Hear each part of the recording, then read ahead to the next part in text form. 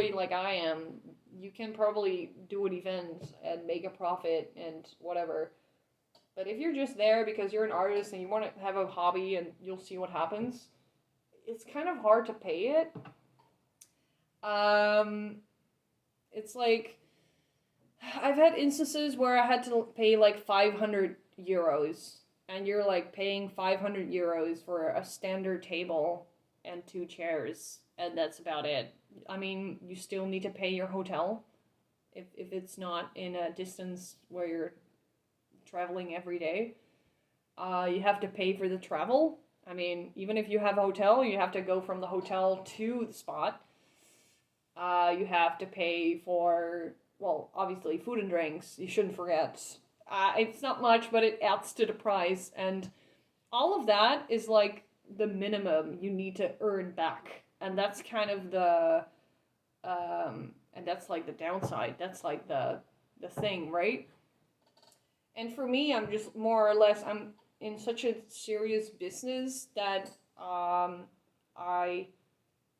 obviously like calculating, is it worth? What do I do? Like, and sometimes I wish I had more profit than I did because, you know, like I said, if you pay $500 just for a table, that's $500 worth of plushies I have to sell, and I'd have to break even.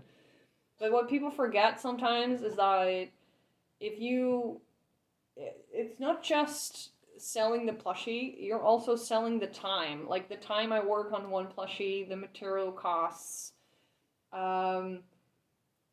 That's, like, I calculate that within my pricing as well. So I calculate even the materials and the time I spend.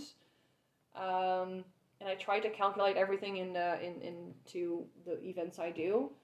But, like, some people just tell what they earn and they don't calculate the material costs or the time it took them to create this piece of art. And actually, you should count it with you because, you know, that's work, right? Ins and outs. Like, what do you get? What do you earn? How much does it take? But I guess that's more because I'm doing it from a full-time perspective, and not a lot of people that I know do it full-time. Most artists that I talk to are not doing it full-time. So, yeah. And the unfair part comes in where it's like every year it's the same table, it's the same people, but you're paying more. So you kind of sense they increase the price because they can get enough artists. It's not because they like you. They're like, oh, you know, we like you, so we're going to keep it low costs. No, not really. Like, they will ask more and more money each year because they know they can fill up the artist alley. It's like, let's say there's 40 tables. They might get 100 people asking to go to the artist alley. So they have a good spot in which they can say, like, oh, okay, we can ask more money now, because as long as those 40 spots get filled up, who cares, right?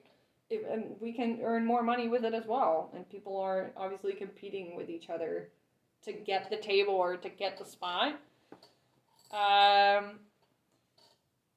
For me especially, like I said, when I didn't get a confirmation mail from this event, I was pretty devastated. Like, I was pretty stressed because I'm doing it full time. So if I don't get to go to one of the biggest events of the year, quote unquote, then you know, I'm losing, actually. Like, I'm losing income. So it's definitely, in that regard, stressful. And that's definitely a moment where I go like, oh man, you know, there's people out there that do it for a hobby and they're there and I'm not. And I'm like literally losing my income.